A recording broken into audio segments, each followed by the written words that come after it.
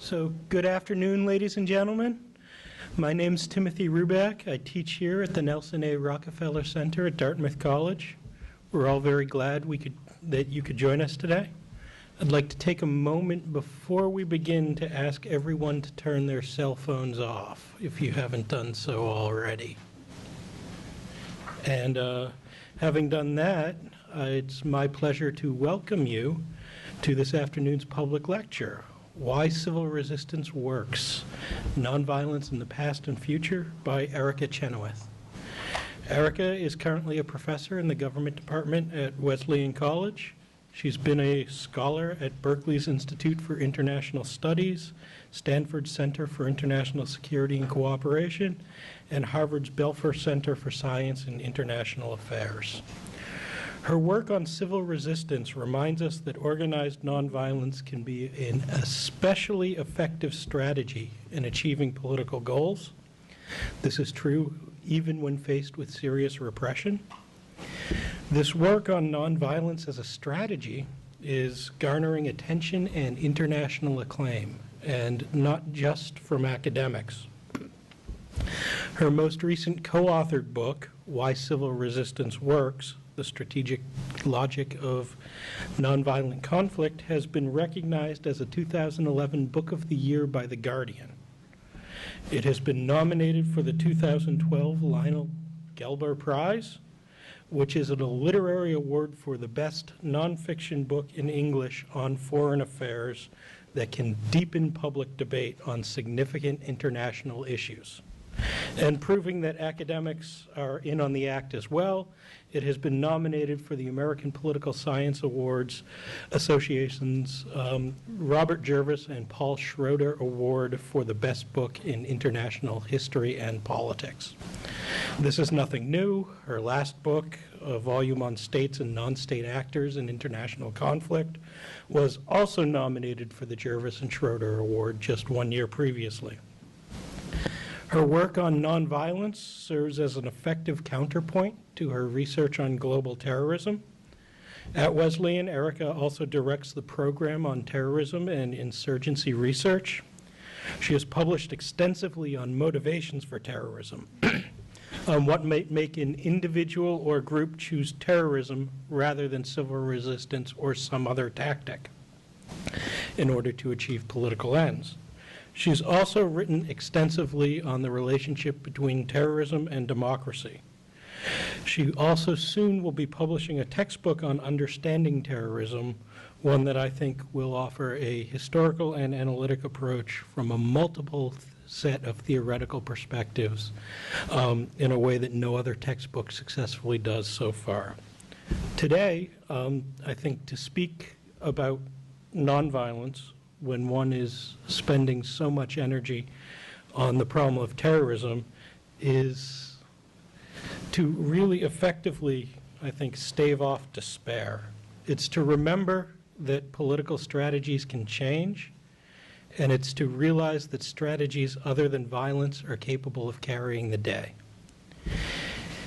In addition to this lecture on nonviolence, Íréka Tchainéuth has visited students in a government class taught by Professor Coggins. She has met with many faculty from the Dickey Center's International Relations and Foreign Policy Working Group, and she will be meeting with members of many student organizations, including Rockefeller Center co-curricular groups, later this evening. We're also happy that Íréka has been able to share her time, her enthusiasm, and her ideas with us today. Today she'll be speaking about the potential of nonviolence as a strategy to achieve political goals. She will be sharing observations on how nonviolence can be an effective strategy, even in difficult times. She will reflect upon past examples and offer considerations on the future. She will speak for about an hour, and then we will open the floor up for questions. So please, I would like now for you to all join me in welcoming Íréka Tchainéuth.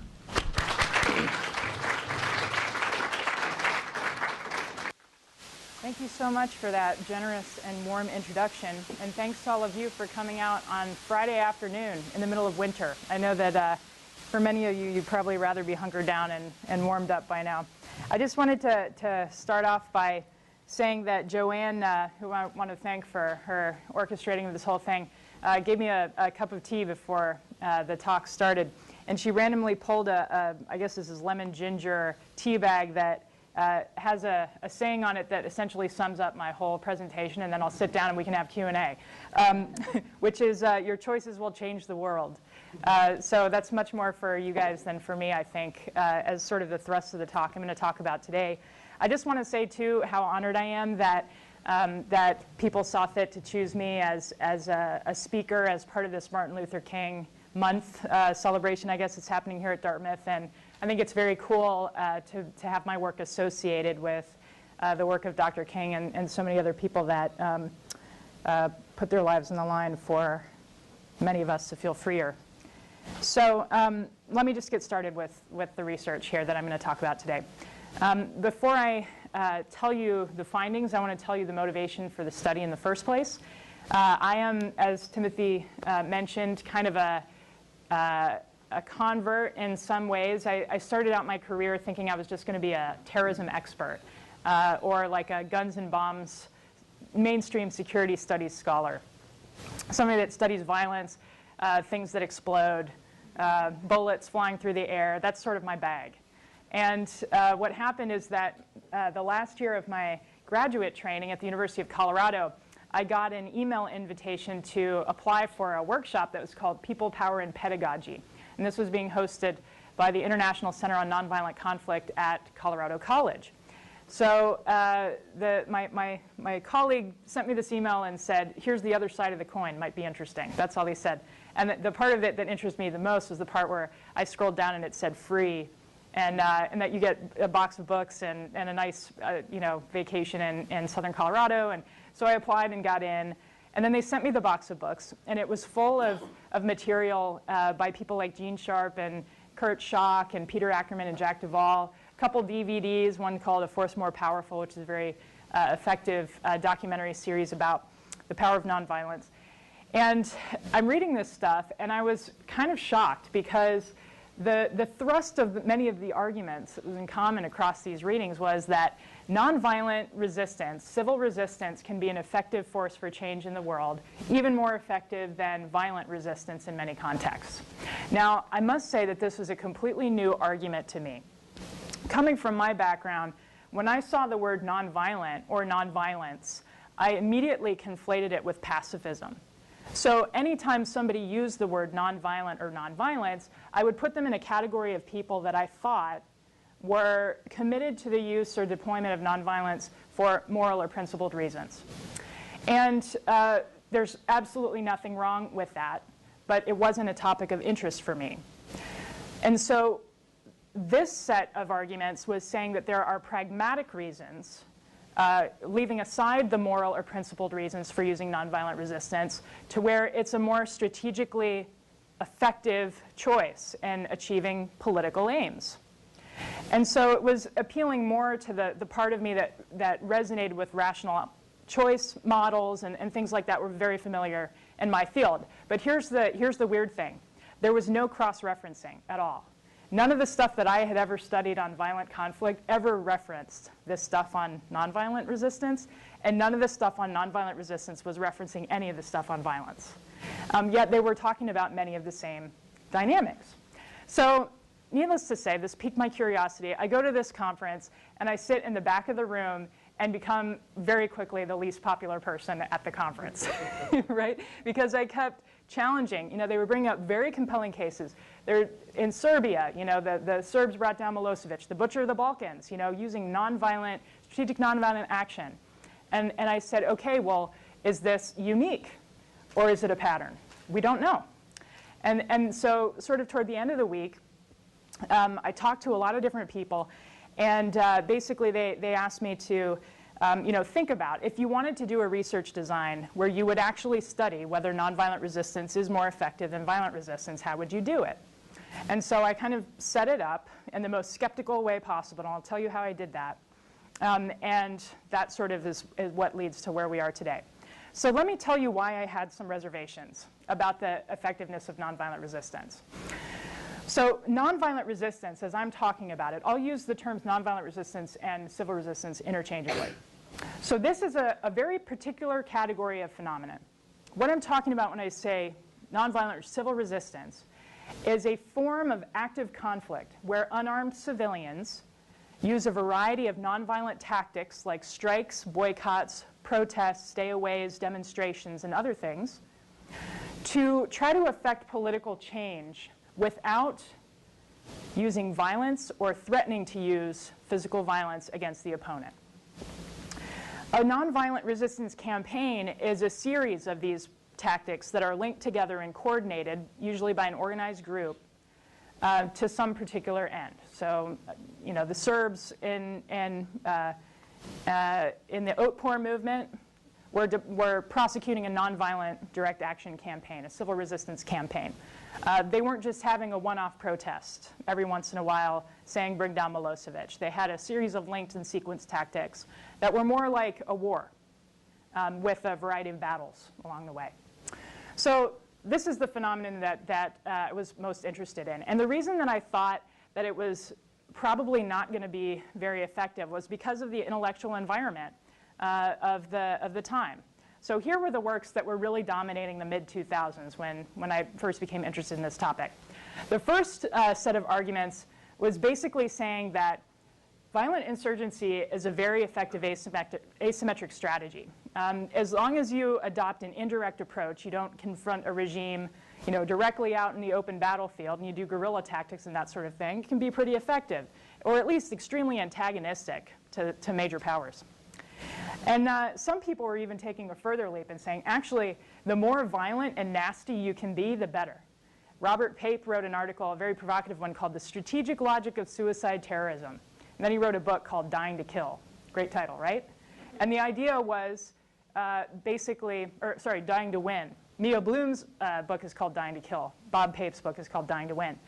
The thesis behind his book is that basically suicide terrorism is very effective. So the bloodier and more brutal you can be, especially if it's against a democratic opponent who's occupying who's a military occupation, the easier it's going to be to coerce them. So this was the argument. Violence works, and it works better as it gets more violent, right? So Max Abrams, who happened to be a Dickey Center Fellow, I think, in the last few years, wrote a pretty good article called Why Terrorism Does Not Work in 2006. And he was directly taking on this notion that, especially Pape's argument about suicide terrorism. And what he was saying is that basically terrorism is a really horrible communication strategy because people get really distracted by the fact that things are exploding. They forget what you're saying you want, and they're diverted by the explosion. So it's really hard to stay on message and to make sure that the message doesn't get distorted. So he wrote that article. But on the last page, he says, if that's true, if terrorism doesn't work, why does it happen so often? And he says, probably because it's still more effective than nonviolence. So even if it doesn't work, in his case he says it only works 7% of the time, he's saying that probably nonviolent resistance works even less often than that, right? So that's the sort of mainstream view at that point. And then there are some other kind of reasons I had some major resistance to the notion that nonviolent resistance could work. And it emerges from just the idea that there might be certain contexts where it's impossible, or that violence is truly necessary to achieve major goals. And these major goals would be things like regime change, throwing out a foreign occupying army, or seceding territory. I mean, these are tough things to achieve.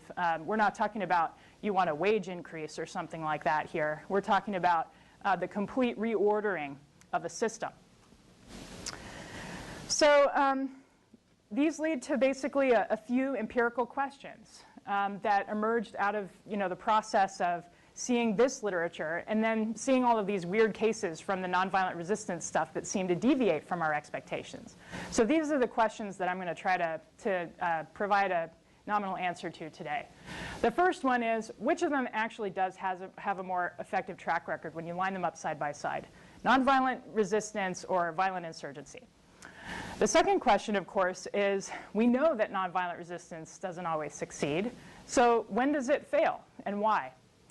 And the third question is, if we line them up side by side, which of these methods of conflict end up producing societies that we'd all kind of want to live in? And are there real consequences? I mean, when violent insurgency works, is it worth it in the long run? What do we gain from using this as a method of conflict if it's unnecessary? So let me first tell you about the way I set up this study, because it's a little important, just so that everybody's on the same page about the limits of the research itself. So what I did what I told you about the napkin that I wrote the research design down on, right? So basically the napkin turned into a whole long research proposal, which you'd hope it would. And it wasn't just a haphazard thing. But what I decided to do is start with a widely accepted data set on internal armed conflict called the Correlates of War data, and it's the intrastate violence data. And what this is looking at are cases of armed conflict where organized states are being challenged by an internal actor using armed conflict. And there were at least 1,000 battle deaths that have been sustained, and there have been at least 100 deaths on either side, violent deaths on either side from combat. And so what that means is we're looking at civil wars, basically. And then there's also another data set called the extra-state wars, and this is dealing with things like military occupations. So what I did was I just set aside all of the correlates of war data, at least 1,000 battle deaths, and I set aside the ones that had those maximal goals I'm talking about: regime change, anti-occupation, and secession. And the reason I did that is because, as I told you, I was a skeptic. I wanted to pick the hardest cases I could find for where nonviolent resistance could work to compare against. So after I looked at the correlates of war data and set aside those cases, then I went and looked for the correlates of nonviolent conflict data set. Believe it or not, there was no such thing. And so I had to build it from scratch, and it took 2 years to do that. And what I was trying to do is find the types of nonviolent civil resistance campaigns that would be as closely analogous to those civil conflicts from the correlates of war data. So anything that didn't reach a minimum participation of 1,000 active observed participants is out. So I only included nonviolent campaigns where there were at least 1,000 people actively participating. So that automatically excludes a huge set of cases. Then what I wanted to look at is whether they were looking explicitly for a change in regime, to overthrow the incumbent government, to expel a foreign occupying army, or to secede territory. So I took those hardest demands. So if they're looking at gender rights, wage rights, labor rights, things like that, they're out. Only these 3 core demands. And then I looked at whether they had a series of observed tactics that are linked and coordinated. So a one-off protest where there are 400,000 people doesn't count. There actually have to be multiple observed tactics in order over a relatively short period of time. And I can talk a little bit more about the coding rules if you'd like to in the Q&A. Another thing that I want to mention is that the primary method of conflict is nonviolent. So there might be some cases occasionally where you see a set of demonstrations, strikes, boycotts, and things like that that go on for 6 months with thousands of people participating, and then there's a group that blows a few things up. If it doesn't become the primary mode of conflict prosecution, I still count that as a nonviolent campaign. But I will designate in the data set that it developed an armed wing. Okay? So we have ideal types of violent campaigns and nonviolent campaigns. Ideal types are always hairy, but the good news is that we actually do observe a number of ideal types. We observe a number of campaigns where they're primarily focusing on violence as their strategy, and a number of campaigns where they're almost exclusively, and in some cases absolutely exclusively, relying on nonviolence. So once I kind of went through that whole process, I then did a validation strategy where I circulated the 320-some cases among dozens of experts in the field. And I asked them to evaluate the effectiveness of these campaigns in their view. And what I asked them to look for is, did it achieve what it said it wanted? Did it get rid of the incumbent regime, secede territory, or drive out a foreign occupying army? And so I got a bunch of responses back, and then I made some judgments about whether these campaigns succeeded or failed. And I applied very high criteria to the ability of them to succeed. So strict coding all around. And then I ran the numbers. And what I found was totally shocking because it was contrary to my expectations and that of the literature, that nonviolent campaigns actually are more than twice as successful from 1900 to 2006 as violent insurgencies. They're also more than twice as likely to achieve partial success, which is, in my view, significant concessions. For instance, they forced a dictator to hold real, true competitive elections and then elected a new person, but didn't actually force him out of office. That would be a partial success category. Violent campaigns are more than twice as likely to fail. Another thing that really struck me is that actually these trends are overwhelmingly increasing over time. So violent insurgency is becoming an increasingly ineffective method of conflict, whereas nonviolent resistance is becoming increasingly effective over time. So the question is, why is that the case? And in order to answer that, I had to drill down into these cases and find out more attributes of them to see if there are things systematically distinguishing nonviolent campaigns from violent ones. The argument, after looking at a lot of these cases, is that nonviolent campaigns are generally far better at attracting diverse and large participation that's sustainable over time relative to armed campaigns. And that the source of success for most non-state actors is people power, basically. And nonviolent campaigns are much better at generating and sustaining people power and of accessing points of leverage within the society based on the composition of their membership. So the strategy of civil resistance, so the strategy of insurgency is that basically you get as many people as you can with as many guns as you can, and you take on the state opponent. And you don't always take it on directly by going to the battlefield or something. Sometimes you do sabotage, you do assassinations, you try to build a network of sympathizers and supporters, but you're fighting the regime, and your object is to take them down from the center and to really, over time, corrode their capacity to maintain power. This is a very difficult way to win in most states which boast the monopoly on the use of force. The strategy of nonviolent resistance is not to actually confront that state at the top, the regime elites at the top. It's instead to try to leverage people power to pull the pillars that support that regime elite at the top away from it. In other words, every regime has people it needs to rely on to maintain power, whether they're economic elites, business elites, security forces, police, civilian bureaucrats, state media. It needs their active obedience and cooperation to maintain the ordinary running of things. And the power of civil resistance inheres from its ability to start disrupting the ability and willingness of those pillars of support to maintain obedience. So let me get more into why. So this actually is just showing that participation matters. Participation matters a lot. This is actually a very difficult chart to interpret because the bottom axis is a logarithmic value.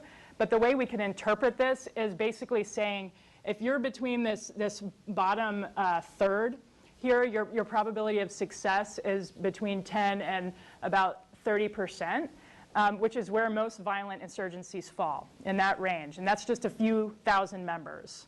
And it's maybe like less than 1% of the population most of the time.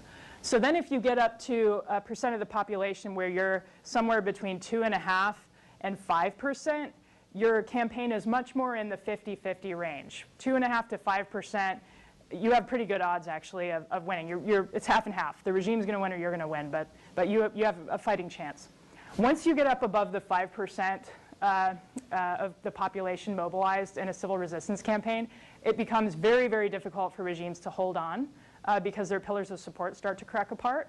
And in fact, if you're up in the range of about 7.5 to 10% of your population, most regimes cannot survive this level of challenge. They simply, the pillars of support don't stay there for them to continue holding on. So This argument is really premised on the notion that people will be more willing to participate in nonviolent campaigns. And so the question is, why would that be?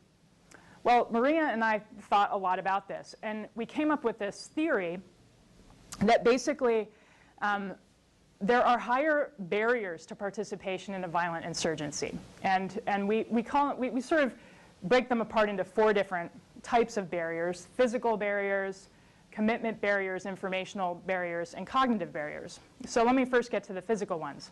So does everybody know what ROTC is? ROTC, yeah, everybody knows ROTC. Is there ROTC at Dartmouth? Yeah? So I was in ROTC in college, and I can tell you this is a structured military thing.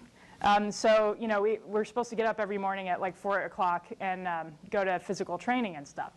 And I can tell you that in preparation for any type of armed conflict, whether it's organized or disorganized or whatever, you know, nobody likes getting up. I didn't like getting up at 4 in the morning and running until I vomited. You know, that's just me. But actually, so I quit and did something else. It's really, you know, most people don't like the physical challenges of armed conflict. And it's actually really difficult to get. Some people like it. For some people, they like the discipline, they like the routine, they like the exercise, whatever. But most elderly folks, women, and kids aren't going to do that as something they want to do on a daily basis. They're certainly not going to engage in any disciplined way. They don't want to camp in a cave or in the jungle for an undisclosed number of months. It is hard living. It is hard living to be part of an underground organization, whether you're in an advanced democracy or you're in a very undeveloped place. And so there are physical challenges to participation. There are even physical challenges to participating in just the training exercises themselves. I mean, so many people engaged in armed groups die when they're just handling weapons by accident. The second type of barrier to participation is a commitment barrier. And this one relates to the fact that most rebel groups have a high barrier to entry in terms of your level of commitment. If you're going to join the group, you're going to demonstrate your commitment to the group because the risks are so high for the group to disclose their being that, you know, a lot of times in many countries, people are forced to kill somebody as a demonstration of the fact that they're not informants. So there's not really, to establish the level of trust necessary to sustain an armed organization, people are often required to do things that ordinary folks are going to think really long and hard before doing. And so with a nonviolent campaign, people can participate when they feel like it, you know, when it counts. But then they can go home back to their day job or their family. They don't have to leave. They don't have to go underground. There are, you know, you can participate in an ad hoc manner. It's not going to actually disrupt your daily life that much until sort of the chips are down and it's time to show up for 2 weeks. But otherwise, you know, things go on as ordinary. There are also lower informational barriers. Now, a lot of armed groups have a major communication problem. I talked about Max Abrams saying that terrorism has a communication problem as a tactic, but in general, any type of armed activity does. Because when you're underground, that means you're not available to be out in the public as a publicity person, explaining to everybody why you're doing what you're doing, how many you are, and what the viability of your campaign is. So the way that many armed groups demonstrate their credibility and their commitment is just by doing armed acts. But it's very difficult to infer from armed acts how many there actually are in support of it. So there's an information problem. With civil resistance, on the other hand, let's say you live in a very oppressive regime, and you're in your apartment at 7 o'clock, and you hear a knock at the door. It's your next door neighbor. You open the door, and they say, we're having a demonstration tonight at 8:30. We anticipate that the police are going to be there. Here's a little flyer that gives you an escape route. We understand if you're not there. Now, if somebody came and talked to me like that, I wouldn't be going at 8:25 to show up and be the first person in the public square. You know, I would look out my window and see, are there power in numbers or not? And if they're not power in numbers, I'm going to stay at home. And I'm going to live to see another day, right? But on that day when I look out and I see there are 6,000 people and there are people marching down the street, I feel safer. So I'll go ahead and go out and join into that. That solves my information problem. Civil resistance actions tend to be highly visible. They communicate in and of themselves what the power of numbers look like. Finally, there are cognitive barriers to participation in armed conflict. And this is just based on some research that I've been looking at lately on what it actually takes to convince people to use violence in a deliberate fashion against non-combatants and others, even assassinations and things like that. And Dave Grossman wrote this great book that's called On Killing. And this book evaluates all these different psychological studies that militaries have had to do to try to ensure that their troops will actually discharge their weapons in the direction of the enemy during combat. Because there were so many alarming studies that were coming back from combat effectiveness work showing that troops don't like shooting at the other side. They would rather shoot into the air and so forth. And so a lot of militaries undergo intense psychological training to try to remove the hesitation for killing. And in Dave Grossman's book, he says in these studies, they were trying to do psychological profiles of troops to find out who kills easiest. And they find that something like just a handful of % of people do almost all the killing in combat.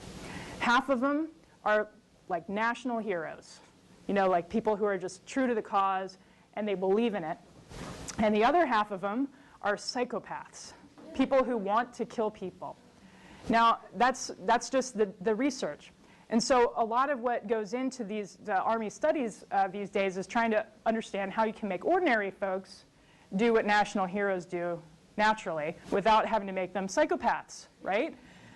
So guess what? If you have a civil resistance campaign, none of that is going to enter into the picture. You don't have to try to deal with desensitizing people to doing horrible things to other human beings or killing them and then making them live with that later. Okay. So I mentioned the sort of pillars of support argument where nonviolent resistance seems to be a very effective way of breaking apart these pillars of support. And if that is true, then there really needs to be empirical evidence for the fact that civil resistance campaigns are outperforming violent ones and producing these breakings within the pillars. So again, I studied one of the most difficult parts, one of the most difficult pillars to actually change loyalties within, which is the security forces. So what I looked at here is whether the security forces defected to the campaign or not. And so what you can see is that participation definitely matters. This lower axis here, again, is the proportion of the population that's mobilized actively in the campaign. But what you can see is that violent campaigns, on average, kind of circle around. The average size violent campaign doesn't really get more than a 20% chance of producing security force defections. And this is pretty natural. If you have an armed insurrection and people are shooting at you, usually most security forces don't think about it and think whether they want to join that side or stay with their side. Usually their training kicks in and they fire back, right? That's typically the case. Not always, but typically. Whereas for nonviolent campaigns, you can see that as the number of people increases, it also is associated with an increase, like a major increase in the probability the security forces defect. Because not only are people putting pressure on the security forces to change sides, but they're demonstrating their credibility and that they're going to win eventually, and so you want to be on the winning side. So how does this work in the micro sense? How many are married or in a serious relationship? That's kind of, sorry, I didn't mean to embarrass anybody, but me too. So basically, so you know that when you go home at night, the quality of your relationship and your happiness at home matters as to your quality of life in the long term. You want to keep that person happy in general. So let's say that you're in a repressive country and you're a general, and you come back from a day of repressing a bunch of students in the streets that have been demonstrating for a long time.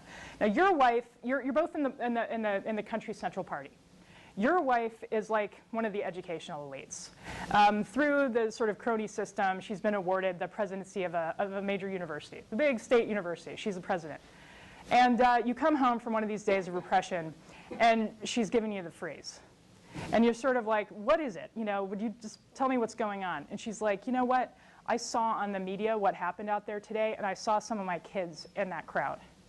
And so, okay, all right, I get it, I get it. So this is not going to make the general change sides, right? The general's not going to then be found, and his wife's not going to be found usually the next day in that crowd demonstrating alongside the students. But day after day after day of this, and the general's wife giving him the freeze because he keeps doing the same thing over and over again, and she gets angrier and angrier, the general may one day just decide to keep things happy at home that he's going to call in sick. Calling in sick, and calling in sick multiple times, or having multiple officers call in sick, can sometimes make or break these movements, right? This is non-cooperation. It's non-obedience within the pillars of support. And this sort of action, it turns out, can be very consequential. So notice that it's not appealing to their hearts. It's not trying to make them love the movement. It's not trying to win over their sympathies or their loyalties or anything like that. It's about raising the costs for them of perpetrating the same thing every day forever, right? Okay. So it is true that, that many nonviolent campaigns suffer massive amounts of repression. We're seeing it all over the world all the time. And one of the big hesitancies that I've always had about the effectiveness of nonviolent resistance is that I thought they can't be effective if the regime decides it wants to repress in a major way. It just can't work. So remember when I described the data set, I mentioned that there were three maximal goals I looked at: regime change, anti-occupation, and secession. All three of these are kind of major goals. And so in almost all of the cases, 90% of the cases, all of the campaigns faced massive repression from the state because they were asking the state to reorder itself. Even so, having experienced that level of repression, the nonviolent campaigns outperformed the violent ones by over 2 to 1. So why is that? I think there are two reasons. The first is the phenomenon of backfire, which people like Brian Martin and Lee Smithy and Gene Sharp calls it political jujitsu. Others call it the boomerang effect. In other words, it's observed a lot of times all over the place. If we have that many synonyms for the same thing, that means that it's happened a lot, right? And so we see it actually happening more when a campaign stays nonviolent in the face of mass repression. Why is that? Well, one of the major kind of necessities for a campaign to experience or elicit backfire is that there has to be a sense of moral outrage at the repression. And I don't have a global study of public opinion polls or anything like that to refer to, but the cases with which I'm familiar suggest to me that people tend to be more outraged when nonviolent protesters or demonstrators or boycotters or strikers are repressed than when armed groups are repressed, in general. Now, people don't like it when armed groups are repressed and it affects a bunch of innocent civilians, which happens a lot, but that's kind of a difficult gamble for armed groups to make, is just to rely on civilian casualties to help boost your popularity, right? Another reason why nonviolent resistance might be outperforming violent resistance in this regard is because when you have mass numbers of people participating in a campaign, you have a much wider variety of tactics available to you. Instead of just attack or retreat, you have, when you retreat, you have a method that you can rely on to continue applying pressure and disruption in the retreat. So in nonviolent resistance literature, there are two types of methods. One are methods of concentration. That's like demonstrations, protests, things where people come together in a particular space and try to disrupt the system. These are very high risk, very vulnerable to repression, and over time become extremely predictable, not very useful. But then if you have a movement that will alternate or sequence tactics to methods of dispersion or non-cooperation, this is when people withdraw their obedience through strikes, boycotts, economic or social non-cooperation, then these are really hard to repress. So this is a picture of a general strike up in Kashmir. And you can see the security forces are a little bit confounded for where they find the people they're supposed to repress. And so a case of this is the Iranian Revolution, the one from 78 to 79. Most people don't associate it with being a nonviolent revolution, but it was. And what happened there is that it was called the 100 Days Revolution. And for about the first 90 or so days, the tactic was, let's have a protest. We go out and protest, and then somebody gets killed. So then we have a funeral procession, which is essentially another protest. And we do that. We gather more people. It's really great. Then they repress our funeral procession. And then we keep going to the same place at the same time every day, and we get repressed, and we're getting hammered. Thousands of people are killed because the tactic just repeats itself over and over again. But once the revolution was able to get the oil workers on board, the oil workers went on strike. And they stayed home. They did a stay-at-home strike. The security forces were ordered to go house to house and pull the oil workers out of their homes and march them back to work, which they did. And the oil workers got to the oil fields, and they worked at half pace. And then they went home and didn't show up to work the next day. So the security forces are ordered again to go to house, pull all these people out onto the streets and march them back to work. They get to the oil fields, they work at half pace. Day 3, the same story. Security forces are starting to realize their paycheck's not going to come next month. And so what do? They give up the ghost. And they just decide we're not going to do this type of repression anymore. I'm not going in my neighbor's house anymore like this and doing this thing. I'm not joining the revolution. We're just going to step aside. And the Shah has to leave. So one thing I sometimes hear, and that's very popular among, I'll say, critics of this research, is the notion that nonviolent resistance can only work when it has significant international support. So we studied whether it really matters for nonviolent or violent campaigns to get material aid from foreign states. And we found that in terms of overt military aid or for armed conflicts, we do see about 35% of them getting military support in some sense, guns or weapons or money. But less than 10% of nonviolent campaigns get any type of material support. In this case, it's money. And this is just a little cartoon of the Egyptian military accusing an April 6th person of being sponsored by Americans. So basically, the punchline here is that nonviolent campaigns almost never get international aid. I think it's because they don't hardly ever get noticed until they've actually won. And so everybody's sort of late to the party.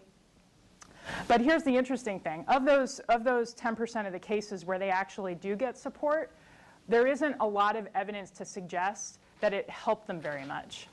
And the reason goes back again to the dynamics of civil resistance, which are based on participation. So let's say that you are participating in a nonviolent campaign. You've been doing it for 6 months. You've been risking your neck. It's getting really hairy out there. And then somebody calls you and says, I just found out that our movement leadership is accepting money from the US, like the CIA. So as somebody who's participating in this movement, you're going to think one of two things. One, I'm not going to risk my neck anymore if they're getting rich. Or two, I hate the United States. I'm not going to participate. I guess you could think of 3 things, too. You could think, oh, awesome. I want to do this because the U.S. is supporting it. Unlikely, but possible.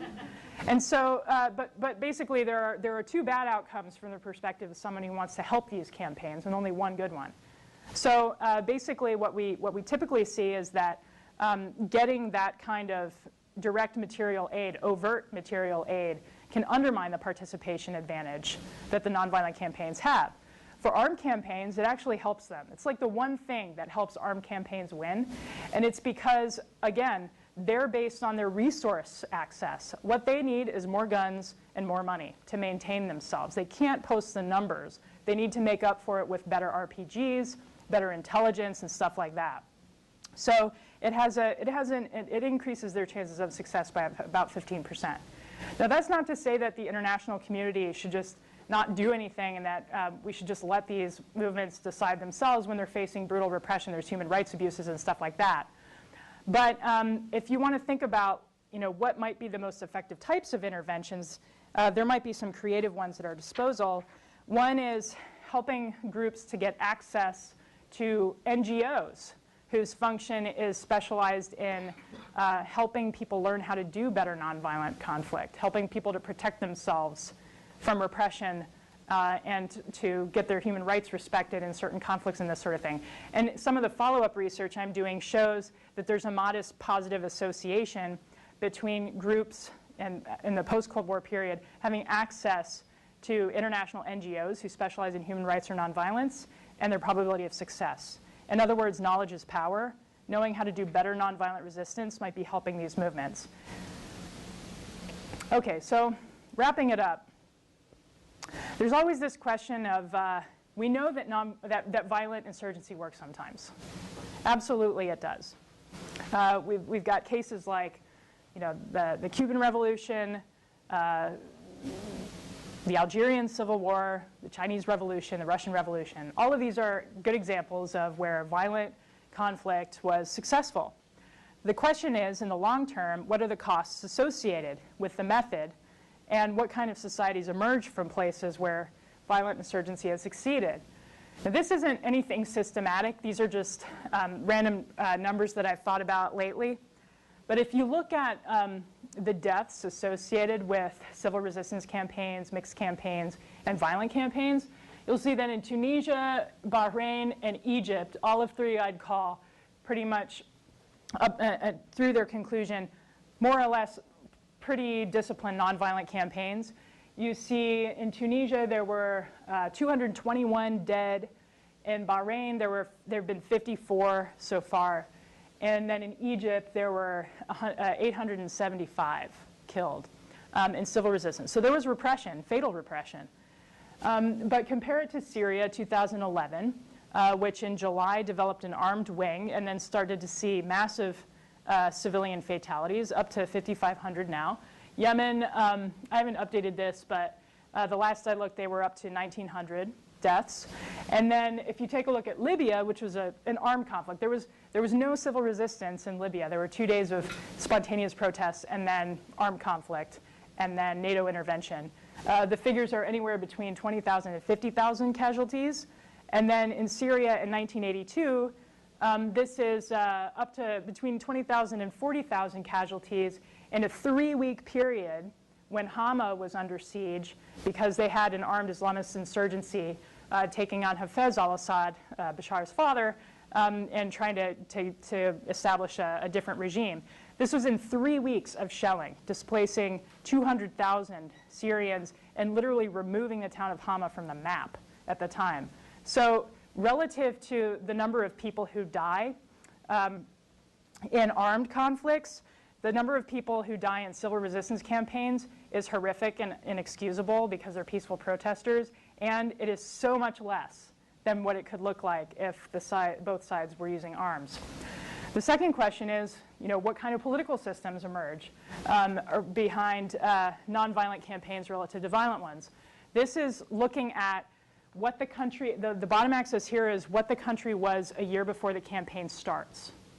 In other words, what level of democracy the country is the year before it starts. So -10 is like pretty much a monarchy, a total monarchy or a totalitarian regime, and a +10 is like an advanced democracy like the UK. So you can see that for violent campaigns on the left, that if it's a democracy at the beginning of the campaign, it's got a 50-50 chance of being a democracy at the end of it.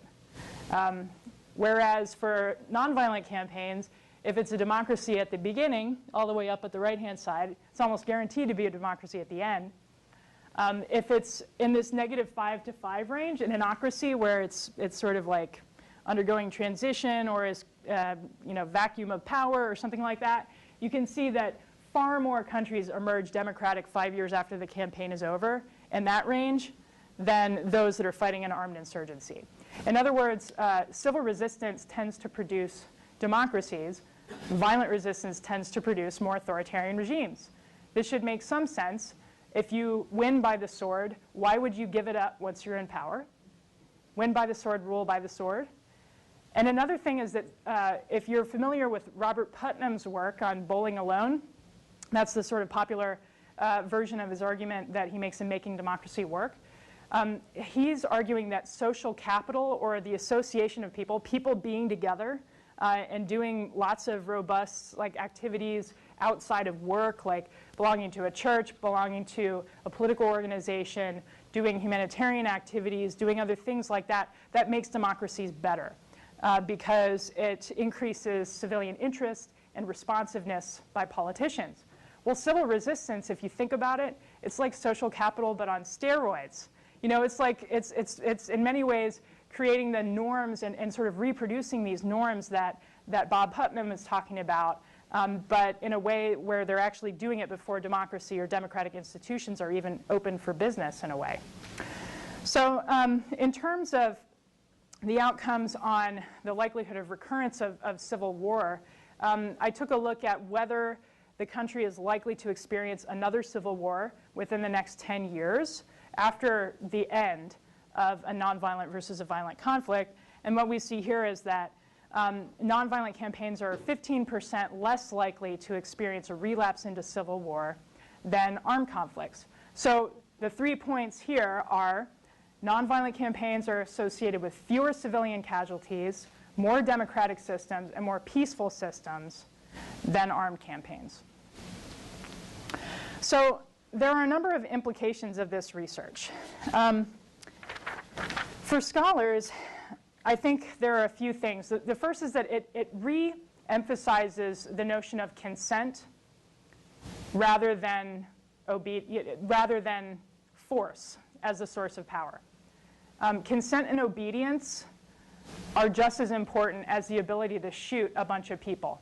Because any dictator that actually wants to kill a bunch of people has to have agents helping him do that. And their obedience to the task is critical.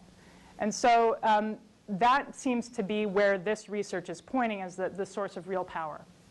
The second thing that it does is it refocuses our attention on the role that civilians can play in wars. So a lot of the Civil War literature out there and stuff in security studies, it sees civilians as victims or resources.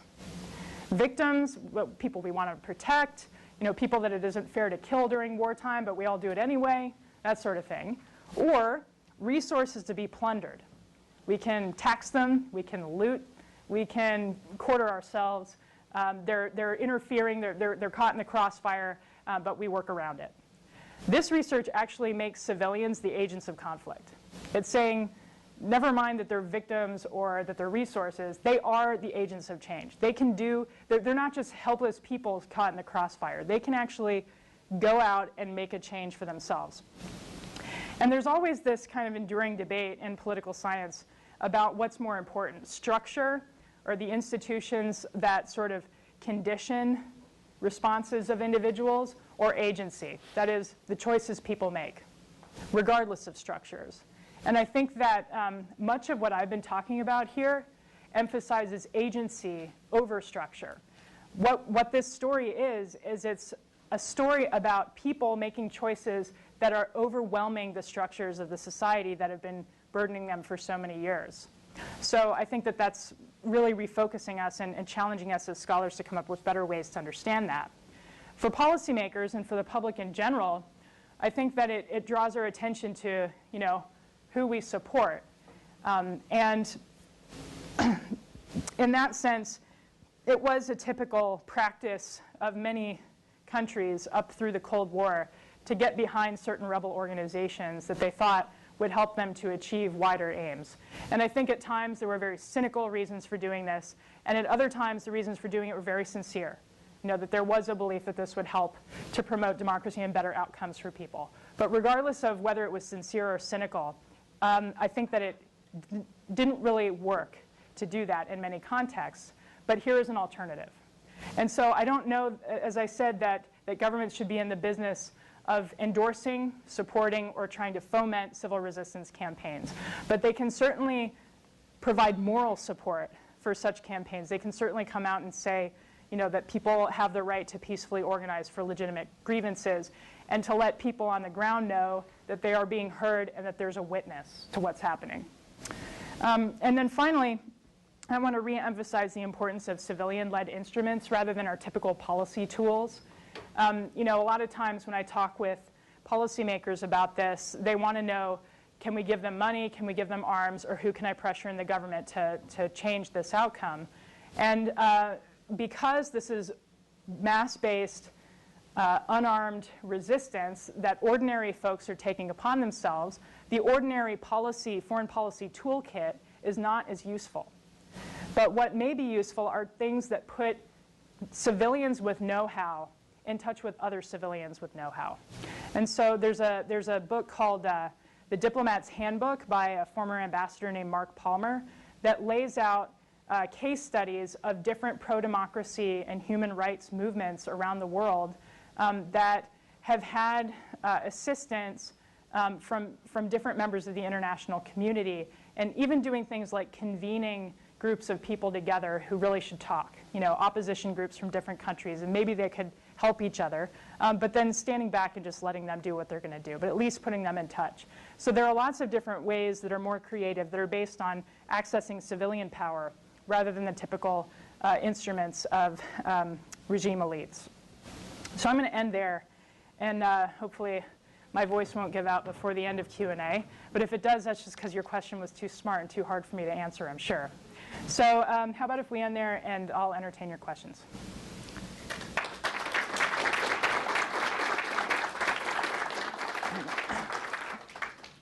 Joanne. Okay.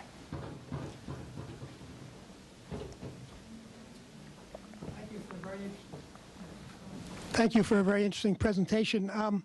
I want to a lot of this stuff is very, very complicated, and sometimes aggregate statistics don't seem to me to get at the complexity of it in the human and the psychological sense. But I want to go back to the civil rights movement in the United States, which may not even fit your criteria because it's not in a sense, it's seeking regime change in southern municipal and state governments and so on. But in any case, you talked about sort of the level of commitment that it took to engage in violent protest and violent opposition versus the level of commitment it took to engage in nonviolent or civil peaceful protest. And it seems to me that if you look at the reality in the South in the 1950s and early 60s in particular, and if you look at especially the rural areas of the South, in places like Mississippi and rural Georgia and rural Alabama, for example, people who engaged in nonviolent protest were putting their lives on the line. Not only were they in danger of losing their lives, and it's true that relatively few people were killed, but still large numbers of people were brutalized, large numbers of people lost their jobs, large numbers of people were driven out of their communities and so on. And so I find your distinction, I understand, in fact, one of the points that the critics of nonviolence made was that it was asking people to make too great a commitment to allow themselves to be brutalized in the course of seeking to bring about change within the system or in the system. So I don't know if you want to expand on that, but with regard to the civil rights movement in the United States, I found your distinction there quite problematic. Yeah. So your first point about aggregate statistics and complexity, you're absolutely right. And this is a first cut at the data. I hope what it does is generates interest in the topic enough that people will devote time and resources to getting at those complexities even better. And I myself am one of those, but can't do it completely alone. On your point about the U.S. civil rights movement, first, it's not in the data set because it was viewed as civil rights. So let me just modify a little bit what I said about commitment levels. I agree with you. And I think that in general, the cases that I've talked about here, people's participation openly in these nonviolent campaigns is putting them at lethal risk. Absolutely. And I think you're right that that was the case in many places in the U.S. civil rights movement. And I don't think that violent resistance can outperform nonviolent resistance in that regard. Right? So they were at equal or greater risk from participating in armed insurgency in the same context.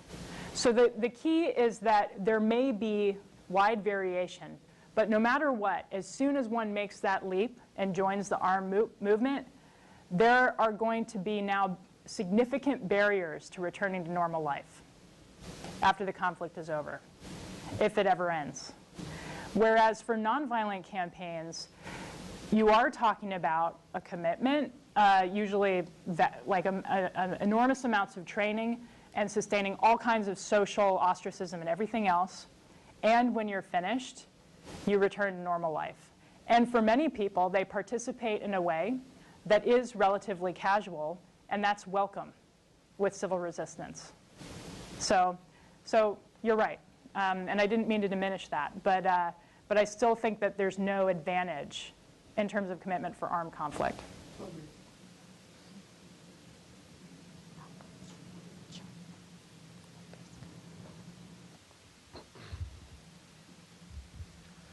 I was rather surprised at the beginning that you talked about how you had never considered the argument that nonviolence was more effective than violence. Yeah. Because that's the argument that Gandhi made, it's the argument that Martin Luther King made, it's the arguments that Gene Sharp has been making for decades. Do you think you were unique in that, or is there sort of a lack of communication between the sides to the extent that they don't even know what the other side is claiming for why it should be effective, or the reasons for support for the other side? Because I certainly, all the times I saw it, it was never, this is the moral thing to do, though there's some of that, but this is the effective thing to do.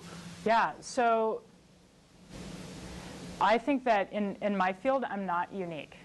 So I think there's a huge gap between what security studies scholars do and what people do in other fields that identify as like peace studies, peace science even, and stuff like that. There's like a huge gulf.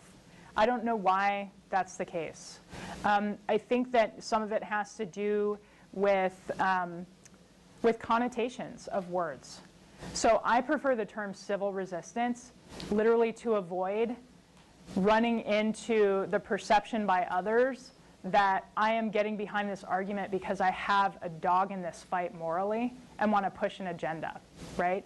And so that's another reason why I come out at the beginning and say that, because I want it to be clear that I started out a skeptic with like a neutral position on whether I would find the answer I got or not, because I think that like some people end up, there's a well-known study by Freedom House about how civic engagement and civil resistance actually improves transitions from authoritarianism and democracy. It was published by a group called Freedom House. It's a very relatively conservative pro-democracy research body. And some of the people who work there also work at this International Center on Nonviolent Conflict.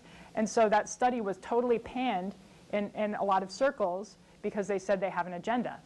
You know? So I think it's really important to say this is a research finding, and I am now convinced, and my great hope is that we start talking to each other, these two different groups, and it no longer becomes a unique position to go through 4 years of graduate school, get a PhD, and never have heard of Gene Sharp before as a security studies person. I think that's tragic, and I hope to change it.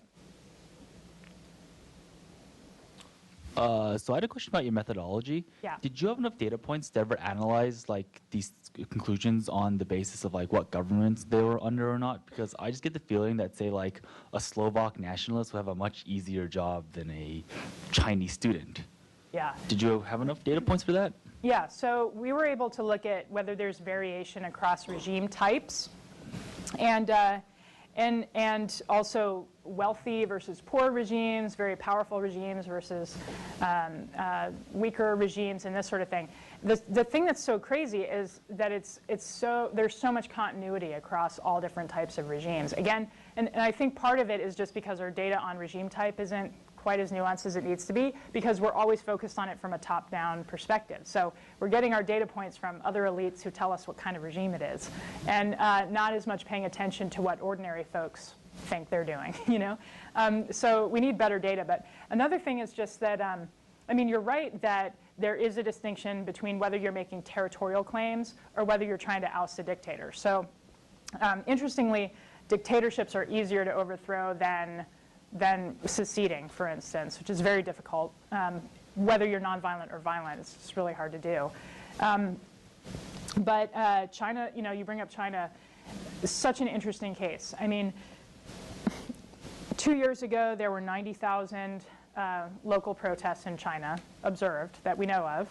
Last year, there was just a report leaked that there are 200,000 protests in China last year, 2011.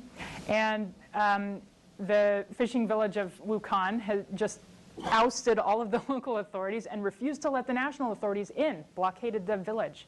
You know, it's a small village, 12,000 people, but 6,000 of them, half the population, were actively participating in this thing. So, you know, I think that the thing with China is that the regime is so good at managing the information environment, so it's very difficult for all these local disparate groups to sort of get together. And there is a type of discourse that's acceptable there, which is that it's okay to criticize the local government for poor performance, but it's not okay to criticize the central government. And if you do that or you criticize the party, you're disappeared. So the key challenge for people in China that if they wanted to produce any type of change is really coordinating the different efforts, because there's plenty of it there as plenty disruptive, but it's very difficult for them to coordinate in a way that would make for meaningful change centrally.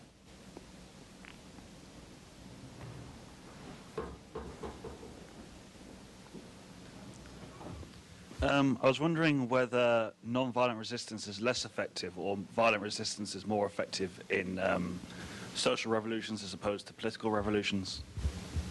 Yeah, I mean, it's a great question. I don't have an empirical answer for it. I don't see, so I guess it depends a little bit on what the social revolution is attempting to achieve. But I don't see any really good theoretical reasons for why the insights that I've just talked about here shouldn't apply to other types. So if you give me $400 million, I can collect the data and find out.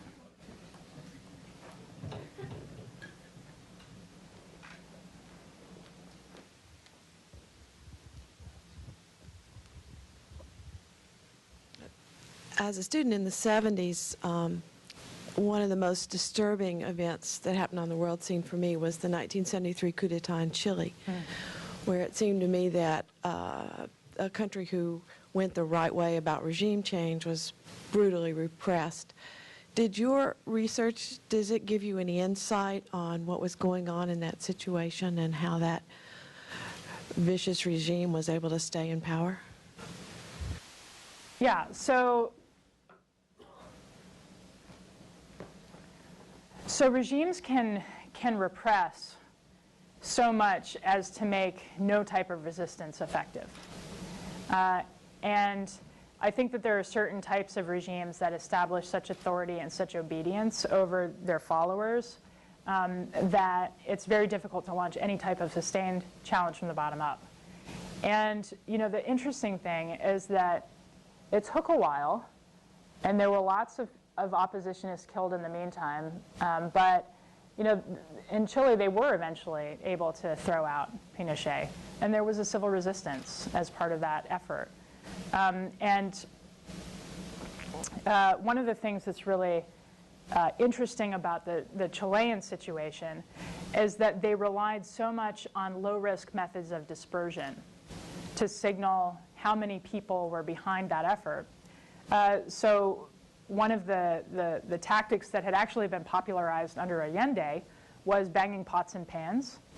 And so people would go home every night and just bang on pots and pans. And the entire, you know, the major cities were just like reverberating with the sound. And another really effective tactic was singing. People would write little songs criticizing the regime. And the regime actually then outlawed public singing. Now, this was like a disastrous strategic misstep because it made the regime look completely ridiculous. So types of tactics that kind of put the regime in a position to where it has to do something ridiculous is good for the movement, because then everybody knows how silly it is, that the regime is a lie, that it's completely illegitimate, and it gets more people on board with this. So, you know, ultimately, you know, that over time, it took a long time, but there was a civil resistance campaign of these low-risk actions that then put people in a position to be more confident to vote no in the referendum to extend his power, right? So, other example, I mean, in the Iranian Revolution, it was similar. There was a lot of singing inside houses at night. In Tehran, you know, very popular to do that. In Serbia, people would go home every single night. You know, you had 95-year-old ladies, and you had, kids going home every night at 9 p.m., shutting off the lights for 5 minutes, then turning them back on, and stuff like that. Just, you know, you're not alone. That's the key, is to know that they're not alone, so that when there's a sort of strategic opportunity or moment around which people can unite, they know that people are going to show up. I think I have two questions. I was fascinated by what a small percentage it takes to turn the tide. And so I guess the question I have, you talked about the pillars not being able to withstand after a certain point. Is that because the movement intentionally attacks certain pillars, or is it because it just happens that when it reaches a critical mass, those pillars begin to crumble? That's one question.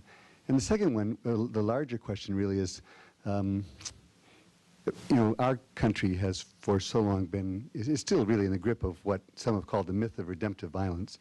You know, and so that even though it's not a secret that nonviolence has been more effective, more people's lives have been changed nonviolently than violently. Nevertheless, we still cling to violence as a way of resolving conflict.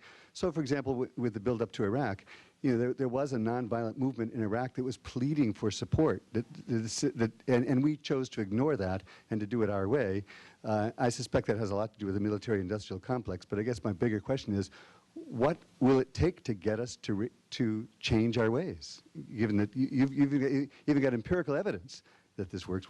What's the barrier? Yeah.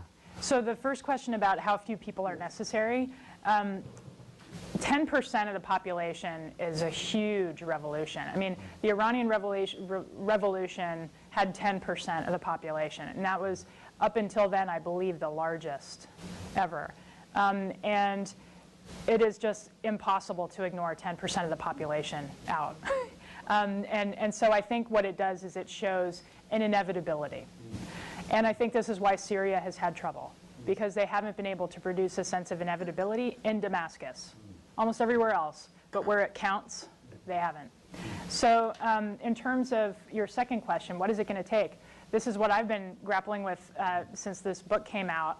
I can tell you that when I was going around talking about why violence is effective, I got almost no pushback.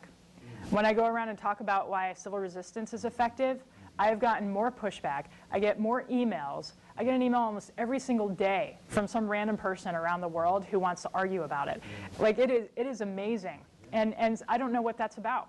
So I would love to, my research right now, I'm sort of doing this side project that's called The Myth of the Rational Insurgent. And it sort of breaks down 6 different myths that I think predominate about the utility of violence, about its necessity in many cases, about the things that it gives us that nonviolent resistance couldn't give us, and stuff like that. And it tries to break it down empirically and show why they're myths.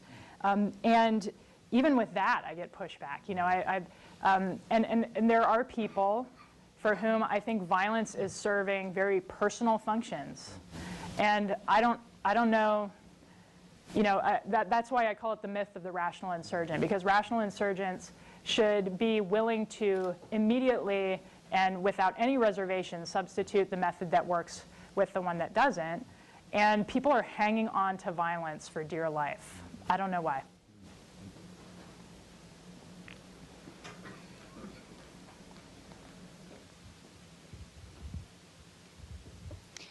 Thank you for the lecture. I am interested in the diverging trends of effectiveness of violent and nonviolent conflict, and I was wondering if you can offer any explanations of why those trends are true, at least with the data that you have. So perhaps specifically, if you could comment on the role of media or social media in this. Do you think that maybe it's just that it's easier for people to communicate that we will be at this place tomorrow arguing for this, and whether perhaps media such as, you know, the CNN effect helps with this tactic of just gathering support for the cause in showing nonviolent protesters as being the good guys and the repressive military as the bad guys? Yeah.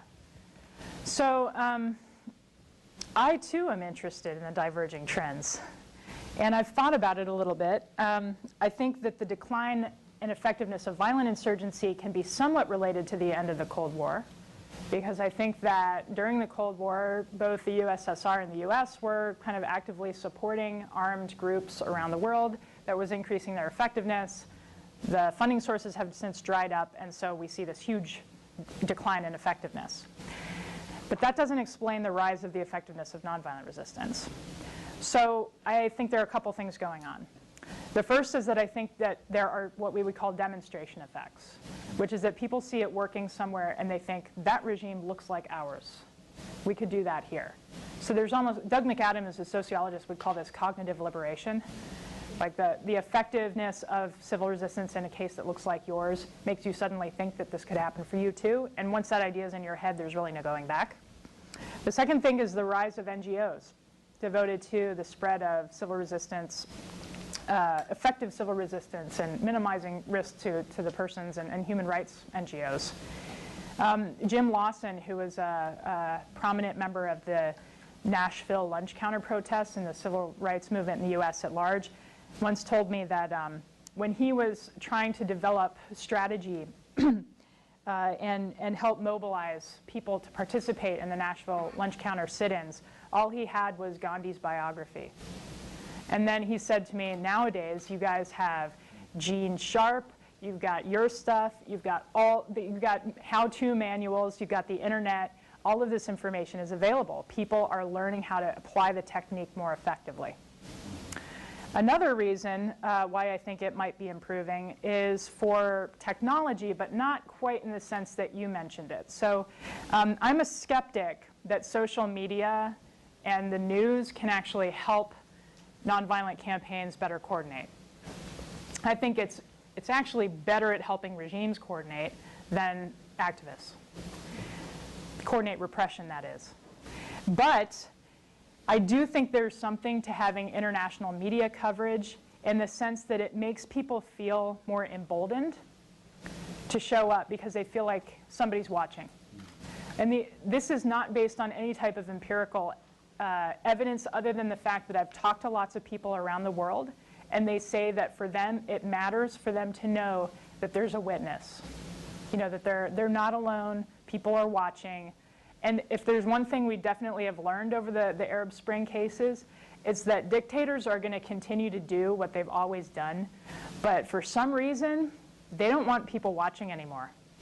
The first thing they do is kick out the foreign journalists. Since when did they care, right? Something is shifting in sort of the global norms. And I think that having foreign journalists covering these things emboldens people to feel like they're not alone. I want to show one slide that I hope I have included here. Let's see. Demonstrating the hazard of, maybe I don't have it. No, I don't. Basically, it gets at the sort of hazard of over-relying on social media for a movement's success. And what it is it's a Facebook page that the Sudanese government developed.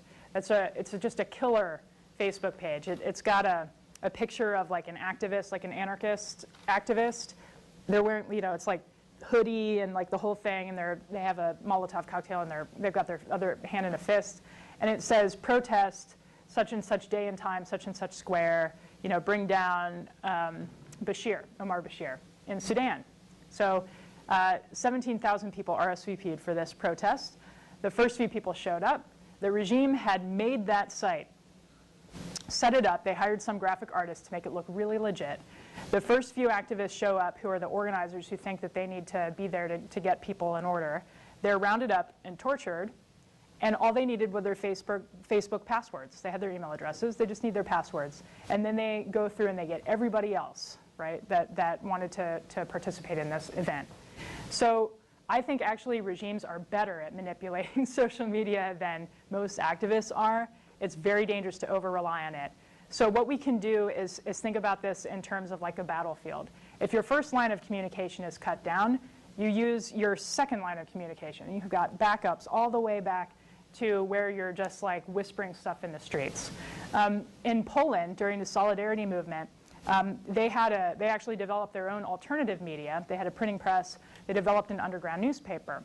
Well, this was very threatening to the Polish Communist Party. They seized the printing press, took all the paper and all the ink. So they don't have it, and it becomes illegal to have a private printing press in Poland. So what the Solidarity organizers did was literally have their members save up onion skins and deliver them to a particular set of locations where they then used rolling pins to roll them out into paper format, and then used coal and charcoal to write flyers and instructions to their members. So then the regime is forced to make a choice. Do we outlaw onions and people with smelly hands, or do we let this slide? No legitimate regime can get away with outlawing onions, you know? And so it puts them in this position. It helps the movement. And so they were able to maintain their open line of communication. It takes a lot of effort. But this is pre-Twitter. You know, these are the old days, and Solidarity won in the end. It took them 9 years, but they ultimately won the day.